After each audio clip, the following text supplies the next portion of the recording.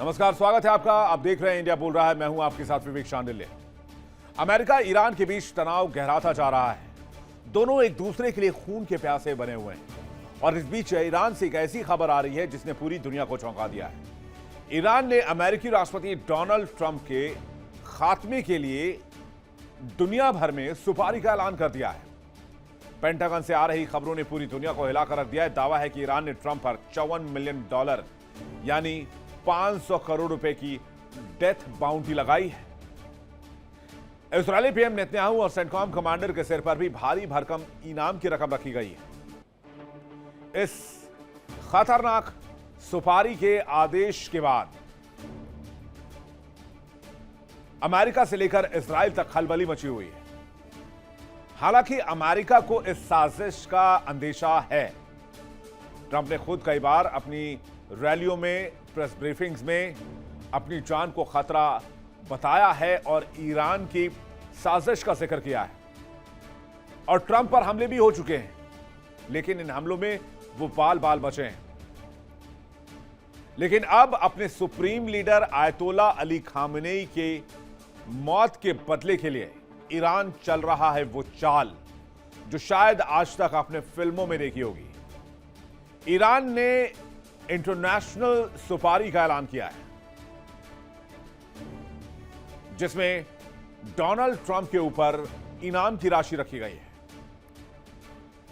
और इनाम की राशि कोई मामूली नहीं है। जो जानकारी मिल रही है उसके मुताबिक ये राशि 500 करोड़ की है। तो क्या आईआरजीसी ने ट्रंप की सुपारी दी? क्या ईरान की गवर्नमेंट ने सुपारी दी? या फिर ईरान के लोग मिलकर इस पैसे को इकट्ठा कर रहे हैं और डोनाल्ड ट्रंप के सिर पर इनाम का ऐलान कर रहे हैं? और क्या इससे डोनाल्ड ट्रंप के ऊपर खतरा बढ़ गया है?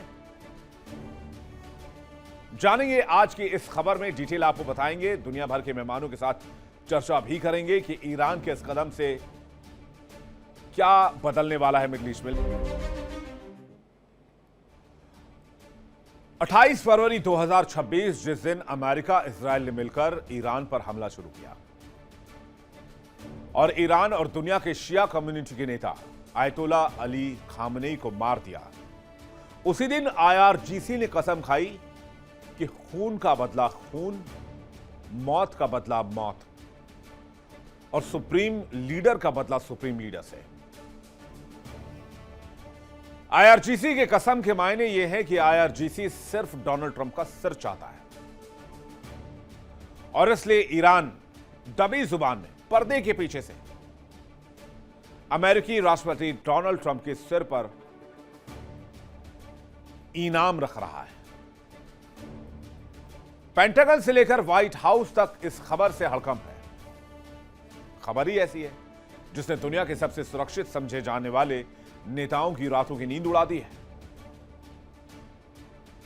और जो खूनी स्क्रिप्ट आईआरजीसी लिख रहा है, जिसमें बाकायदा लिस्ट बनाई गई है, इसमें ट्रंप अकेले नहीं है जिनके सिर के ऊपर इनाम की बात सामने आ रही है।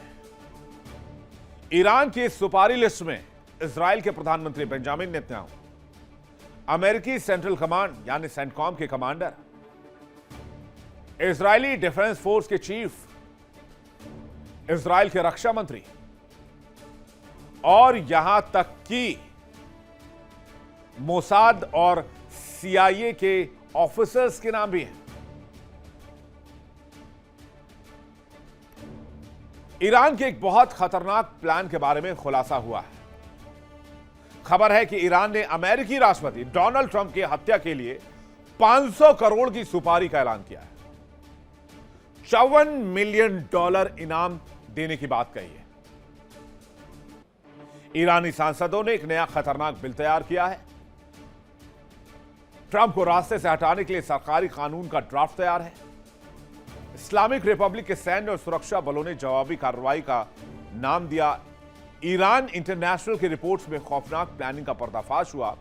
विदेश नीति के चीफ इब्राहिम अजीजी ने इस बात की पुष्टि भी की है। ईरान आज जो कर रहा है, जो प्लान बना रहा है, इसकी खबर सीआईए को है और इसकी ब्रीफिंग अमेरिकी राष्ट्रपति को भी है कि आपके ऊपर सिक्योरिटी थ्रेट है। ट्रंप कई बार अपनी रैलियों में कह चुके हैं कि विदेशी ताकतें, खासकर ईरान और ईरान के लोग उन्हें जिंदा नहीं देखना चाहते हैं। ट्रंप ने अपनी जान को खतरा बताते हुए क्या बयान दिया था, आप खुद सुनिए। I don't know how long I'll be around. Got a lot of people gunning for me, don't I? Huh? But I will not forget them. I'm never going to forget them. I don't know how long I'll be around. Got a lot of people gunning for me, don't I? Huh? But I will not forget them. I'm never going to forget them. तो Donald Trump जिस खतरे का जिक्र कर रहे हैं, कहीं वो खतरा ये तो नहीं है? डोनाल्ड ट्रंप पर पहले भी कई बार हमले हो चुके हैं। ट्रंप हर बार मौत के मुंह से बाल बाल बच निकलते हैं, लेकिन इस बार की प्लानिंग पिछली तमाम कोशिशों से अलग है, कहीं गुना ज्यादा खतरनाक है और इसमें पैसा भी बहुत ज्यादा इन्वॉल्व है। इस बार हमलावर कोई सिर्फिरा अकेला शूटर नहीं, बल्कि ईरान की सरकारी एजेंसियां, उनकी जासूसी एजेंसियां और उनके स्लीपर सेल्स हो सकते हैं। आखिर ईरान डोनाल्ड ट्रंप के खून का इस कदर प्यासा क्यों है? सबसे बड़ी वजह जो मैंने आपको बताई, आयतोला अली खामनेई को जिस तरह से मारा अमेरिका और इजराइल ने मिलकर, उसकी वजह से IRGC के लिए एक ही लक्ष्य है, और उसके साथ साथ अली लारीजानी की जिस तरीके से हत्या की गई। ईरान इसके लिए डोनाल्ड ट्रंप को और बेंजामिन नेतन्याहू को गुनहगार मानता है। इसके अलावा ईरान पर बार बार हमला करना और परमाणु कार्यक्रम पर रोक की मांग करना, बैलिस्टिक मिसाइलों को लेकर सैंक्शंस लगाना, इस वजह से अमेरिका से भी खफा है। और एक बात जो IRGC नहीं भूला है, 2020 में एयरपोर्ट के बाहर कासिम सुलेमानी की जिस तरीके से हत्या की गई, और जिस तरह से 1979 से अमेरिकी राष्ट्रपति लगातार ईरान पर सैंक्शंस लगाते रहे, इससे ईरान अंदर से उबल रहा है। उसकी नजर में एक ही लक्ष्य है, वो है डोनाल्ड ट्रंप। 500 करोड़ रुपए के इस डेथ वारंट के बाद पेंटागन और अमेरिकी सीक्रेट सर्विस ने ट्रंप की सुरक्षा को अभेद्य किले में तब्दील कर दिया है। अब ट्रंप के काफिले में बुलेट प्रूफ शीशे लगाए जाते हैं, मिलिट्री ग्रेड की सुरक्षा दी जा रही है। ईरान की खतरनाक प्लानिंग ट्रंप को भारी पड़ सकती है, क्योंकि खुफिया इनपुट के मुताबिक ईरान इसके लिए साइबर अटैक, अंडरकवर एजेंट्स, भाड़े के इंटरनेशनल हथियारों का भी इस्तेमाल कर सकता है। अब जब इनाम की रकम इतनी ज्यादा है, $54 मिलियन, तो इस डील में कोई भी दिलचस्पी ले सकता है, खास तौर पर इस तरह के काम से जुड़े लोग। अब सवाल यह है कि ट्रंप के न रहने से ईरान को क्या हासिल हो जाएगा? तो डोनाल्ड ट्रंप के खिलाफ जो गुस्सा है, वो सिर्फ और सिर्फ आयतोला अली खामनेई को लेकर है, क्योंकि आयतोला अली खामनेई की मौत के बाद IRGC ने सिर्फ डोनाल्ड ट्रंप से बदला लेने की बात कही है। लेकिन अगर राष्ट्रपति ट्रंप अमेरिका से जाते हैं, या फिर वो मिड टर्म इलेक्शंस हारते हैं, या फिर पद से उतार दिए जाते हैं, तो इससे अमेरिका और ईरान के रिलेशंस में बहुत ज्यादा फर्क नहीं आएगा, क्योंकि जो सैंक्शंस लगे हैं और ईरान की तबाही की कहानी जो है, वो ट्रंप से शुरू नहीं होती है, वो 1979 के दौर से ही शुरू हो जाती है। और 46 साल से हर अमेरिकी राष्ट्रपति इस लाइन को फॉलो करता आया है कि ईरान को मजबूत नहीं होने देना है। हां, ट्रंप उसमें एक कदम आगे बढ़ गए और उन्होंने ईरान पर 2-2 बार अटैक कर दिया, और सबसे बड़ा अटैक किया जिसमें कि सुप्रीम लीडर आयतोला अली खामनेई मारे गए। और जरा समझिए इस बात को कि अगर ईरान अपनी इस साजिश में 1% भी कामयाब हो जाता है, तो ये तीसरे विश्व युद्ध की शुरुआत हो सकती है। मुझे याद है कि डोनाल्ड ट्रंप ने कहा है कि अगर मुझे कुछ होता है तो मैंने ऑर्डर्स लिख रखे हैं, वो एग्जीक्यूटिव ऑर्डर्स हैं, और मुझे कुछ होने के बाद वो ऑर्डर ऑटोमेटिक अप्लाई हो जाएगा। कहते हैं ट्रंप ने ईरान के ऊपर न्यूक्लियर अटैक को मंजूरी दे रखी है अगर उन पर कुछ होता है। तो क्या आईआरजीसी इतना बड़ा खतरा मोल लेगा? क्या तेहरान ऐसा करेगा, या फिर जंग की दशा और दिशा कुछ और होगी?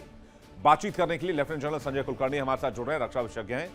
लेफ्टिनेंट कर्नल हिमांशी सिंह हमारे साथ जुड़ रही हैं, रक्षा विशेषज्ञ। रवि करकरा हमारे साथ जुड़ रहे हैं, जियो पॉलिटिकल एक्सपर्ट। मौलाना असलम रिजवी ईरान मामलों के जानकार हमारे साथ जुड़ रहे हैं। संजीव श्रीवास्तव हमारे साथ जुड़ रहे हैं, विदेश मामलों के जानकार। आप सभी मेहमानों का बहुत स्वागत है। पूर्णिमा नाथ हमारे साथ जुड़ रही हैं, भू राजनीतिक विश्लेषक, जियो पॉलिटिकल एक्सपर्ट। थोड़ी देर में पहला सवाल संजय कुलकर्णी सर के साथ मैं ये लेना चाहूंगा, क्या ये मुमकिन है जो दावा किया जा रहा है कि डोनाल्ड ट्रंप के सिर के ऊपर 54 मिलियन यूएस डॉलर का इनाम घोषित हुआ है? बहुत बहुत धन्यवाद और को पैनलिस्ट को नमस्कार। इसमें कोई शक नहीं कि जिस प्रकार से ईरान के जो सुप्रीम लीडर थे आयतुल्लाह खमेनी और उनके निधन के बाद जरूर ईरान में इस तरह के एक मैं कहूँगा बहुत जबरदस्त आक्रोश, और उस आक्रोश को लेकर के जिस प्रकार से ईरानी पार्लियामेंट में बिल पास करने की सोच रहे हैं कि जो कोई भी ट्रंप को मारेगा उसको वो 500 करोड़ का इनाम देंगे। लेकिन ये अभी नहीं, ये पहले से आपने जो बताया और समझाने की कोशिश की दर्शकों को, वो सही है कि 1979 से लेकर के लगातार यूएस ने जिस प्रकार से सैंक्शन लगाए हैं, तो यूएस के लिए ईरान एक दुश्मन है और ईरान के लिए यूएस नंबर 1 दुश्मन है। ये तो नॉर्मल है।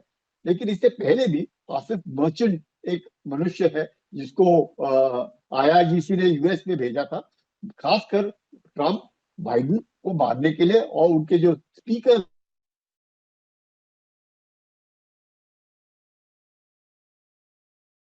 कि ये जो बात है अमेरिकी लाइन को फॉलो करने वाली बात, ये 79 से एक जैसी चली आ रही है। ये 79 से, ये जो बात आप कह रहे हैं कि 79 से एक जैसी चली आ रही है, लेकिन क्या ये मुमकिन है कि किसी राष्ट्राध्यक्ष के ऊपर कोई बाउंटी रख दी जाए और डेथ वारंट सारी साइन कर दिया जाए? ये बात तो जाहिर सी बात है कि भाई अमेरिकी राष्ट्रपति के ऊपर थ्रेट रहता है, या किसी भी राष्ट्राध्यक्ष के ऊपर एक इंटरनेशनल थ्रेट रहता है हमेशा, और इसलिए उनकी सिक्योरिटी इतनी बीफ्ड अप रहती है, इतनी ज्यादा स्ट्रांग रहती है, और खास करके अमेरिकी राष्ट्रपति की सुरक्षा तो बहुत ज्यादा स्ट्रांग होती है। लेकिन क्या यह मुमकिन है जो बात कही जा रही है 54 मिलियन यूएस डॉलर वाली? संजय कुलकर्णी सर। नहीं, इसमें देखिएगा, इसमें कोई दो राय नहीं होगी कि ईरान इस तरह की ओपनली बात कर रहे हैं। ऑफ कोर्स जिस प्रकार से यूएसए ने उनके सुप्रीम लीडर और बाकी लीडरशिप को खत्म किया है, साफ दर्शाता है उन्होंने कहा नहीं, उन्होंने किया। ये कह रहे हैं और करने की कोशिश कर रहे हैं, लगातार इस तरह की कोशिश हो रही है। जिस प्रकार से हमने देखा कि ट्रंप इलेक्शन कैंपेनिंग के वक्त जिस प्रकार से उनके ऊपर हमलावर ने गोली चलाई, उसके बाद भी जिस प्रकार से अभी रिसेंटली एक असैसिन ने उनके ऊपर मारने की कोशिश की डिनर में, तो ये जो कार्रवाइयां हैं ये होती रहेंगी, और इस तरह की जो दुश्मनी है और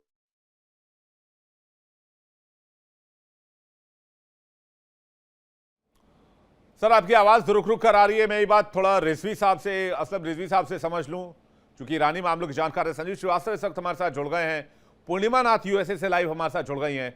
आप दोनों मेहमानों का बहुत स्वागत है। मौलाना असलम रिजवी साहब, क्या ये बात सच है? देखिए, बहुत बहुत नमस्कार आप तमाम लोगों को, जय हिंद। ये बात जो बहुत दिनों से कही जा रही है कि ईरान ने अमेरिका के राष्ट्रपति के लिए ये ऐलान किया है कि उनको मारकर इंतकाम लिया जाएगा।